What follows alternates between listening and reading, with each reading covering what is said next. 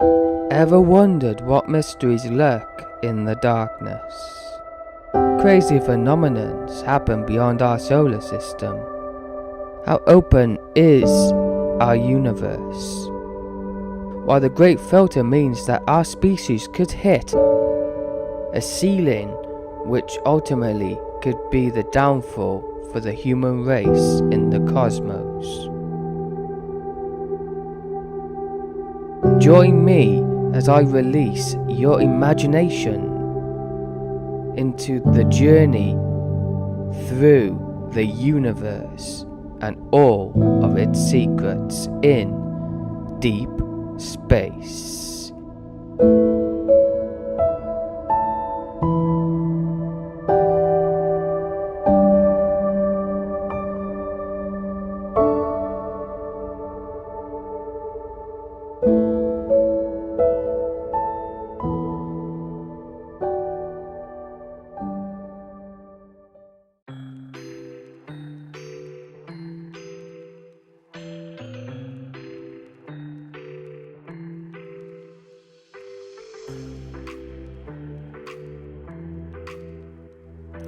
Hello everyone and welcome to another top 10 video up on the channel. Subscribe, like, comment and share because my name is indeed ReaN and this is my top 10 F1 tracks of all time.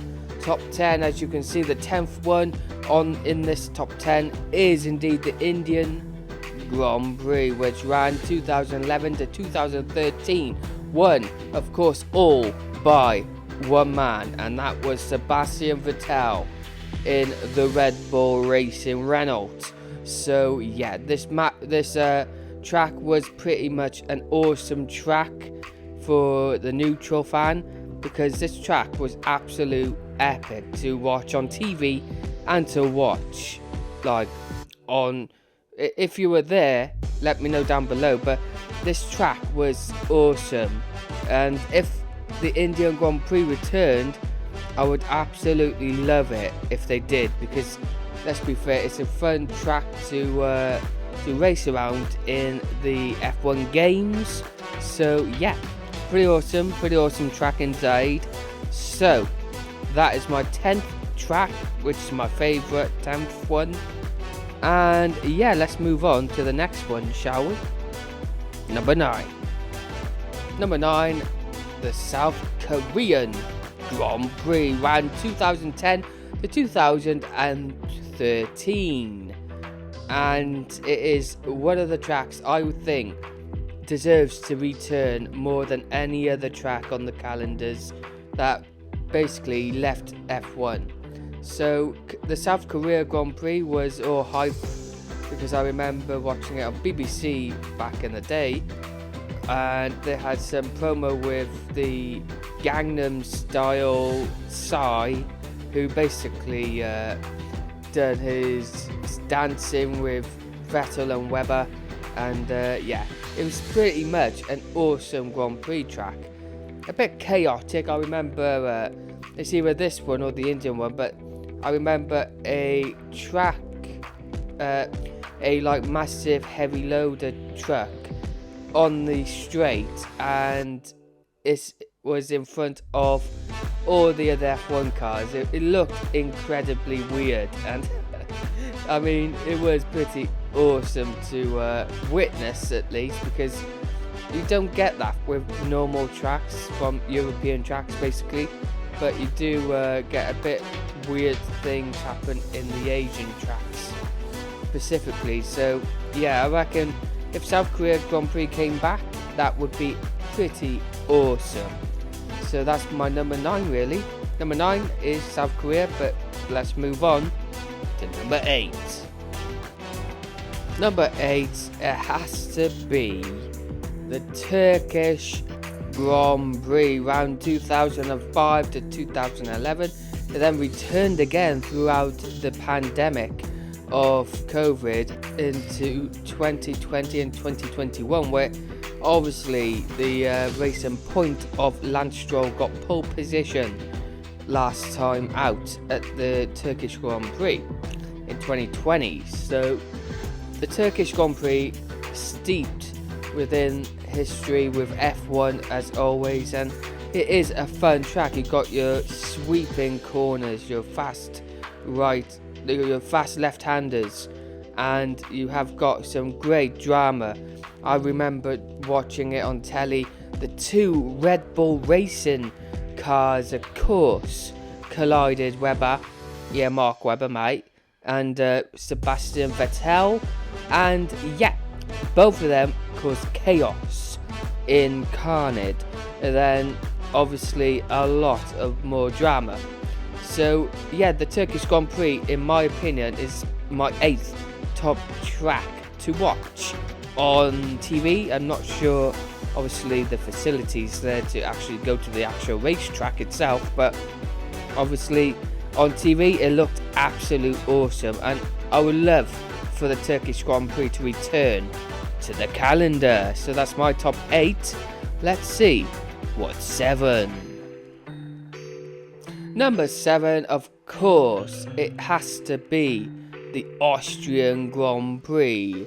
Started in 1964, 1970 to 1987, 1997, 2003 and 2014 to today. And Austrian Grand Prix, a go-kart track normally around the streets of the Red Bull Ring, of course. And Red Bull themselves have had some fantastic races. They have had some fantastic moments throughout the history of the Austrian Grand Prix, and I reckon it is obviously slightly better than the tracks before, because it has history, Austria, and it's basically a go-kart track on rails.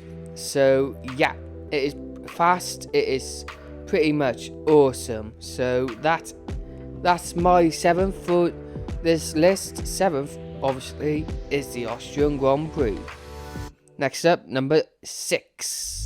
It was tricky, but it's the French Grand Prix at Magny-Cours, 1991 to 2008. This track has to return if a French Grand Prix is to come back, of course, to the F1 calendar. Now, obviously, you've got Paul Ricard, which F1 raced at last, but there's no better French Grand Prix than the Magny-Cours Grand Prix, because this Grand Prix, in my opinion, is really, really fantastic, and I would love in all my heart to bring Magny-Cours back to the F1 calendar. Please, FIA, bring back Magny-Cours, because Magny-Cours is really steeped in the history books of F1. So, without further ado, here we go. It's the top 5. I bet you're wondering what happened to the Malaysian Grand Prix at F1 at Sepang. Now, the Malaysian Grand Prix, the track itself is still there today. So the people at Malaysia need to figure out whether or not to make F1 come back. But it's basically just standing there for F1 to say, come back please, and please come back, because the Malaysian Grand Prix had incredible racing. Not only because obviously the rain caused more chaos than a wet Spa, but a Malaysian Grand Prix track was incredible. Of course, it ran 1963 to 1965 and 2011 to 2017. Now, obviously, that could be a bit misleading because everyone's been at Malaysia for a long time, and this track deserves its place on the F1 calendar. So please, F1, please make sure to bring it back. Next up is number 4. Yes, number 4, it had to be, didn't it? It had to be the German Grand Prix at the Hockenheim and the Nürburgring. Now, out of the two, I prefer the Nürburgring because the Nürburgring is really, really amazing. Of course, you had the chaos of the Nürburgring when every car went off. Well, not every car, but a handful of cars went off the first turn right into that gravel. And that one time it was hammering down with rain, and a certain Lewis Hamilton hit the gravel, and eventually he asked a lot of the stewards at the time to push him back on the track, and that is what happened. Obviously, previously I remember Schumacher doing the same thing, Michael Schumacher of course, at Malaysia, which was awesome. So yeah, German Grand Prix, I reckon, is very underrated as a track, as a venue as a whole, like at the Hockenheim or Nürburgring. Very underrated and deserves a place back on the calendar, because obviously the Euros is at the German Grand Prix.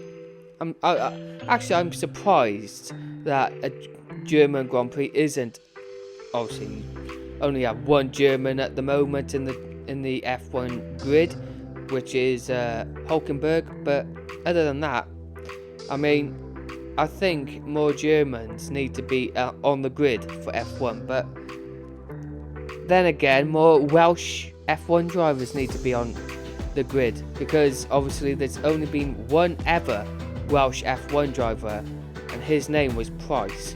But unfortunately, he died during his time in F1. So sadly, only one ever F1 driver was Welsh.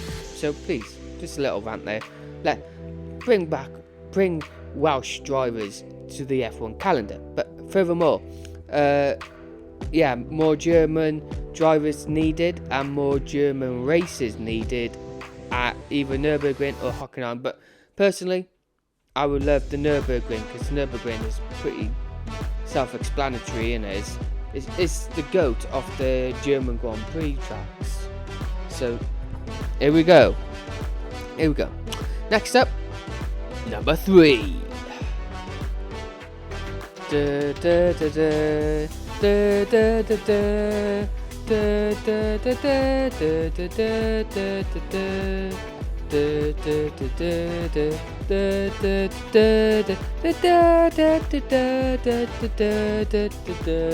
Yes, of course, it is the Italian Grand Prix at Mugello, Monza, and the legendary Imola. So the Grand Prix at Monza, pretty legendary in everyone's books. Mugello, one or two races we had on the F1 calendar during the pandemic, desperately needs to return. And of course, Imola, currently on the F1 calendar, which is the best F1 track in Italy forever, really, because obviously you've got Monza as a capital and all that, and Monza does produce some exciting racing, but Imola has got the walls, they've got the tightness of the track, they've got everything. So you got more risk with Imola. Imola's like a Monaco, but more grass, of course. So yeah, Imola to me is number 3. Next up is number 2, the penultimate one on the list. Here we go. It had to be on the top 3, didn't it? It had to be the Belgique Grand Prix at the Spa-Francorchamps, 1950 to present. Now, no. We have got the Belgian Grand Prix, which you can see right in front of you. We have got number 2. So, I wonder what number 1 is. But Belgian Grand Prix has produced some incredible racing over the years. We have got the 1998, most of the grid basically crashed out in heavy rain conditions. My father, of course, was at the track at that time. He was on the top of a Rouge, waiting for the cars to get past him, but they didn't, because everyone on the grid crashed out after the first turn. So yeah, it's chaotic, but it was won by none other than a Jordan. So yes, what a track. Belgium Grand Prix. Hopefully it stays a long time because Belgium Grand Prix is pretty epic. So yeah, thank you for Belgium Grand Prix, because next up we have got the penultimate track. Now, as you know, yes, because I'm a Welshman, I choose a track from the UK, and it had to be, didn't it? I mean, what better track than the British Grand Prix at Silverstone? Now, Silverstone's had its own layout changes over the years, and it had been not the only venue in Great Britain, because you had Donington and you had Brands Hatch. Now, Donington and Brands Hatch was before my time, so Silverstone was the best track in Britain so far. Now, they did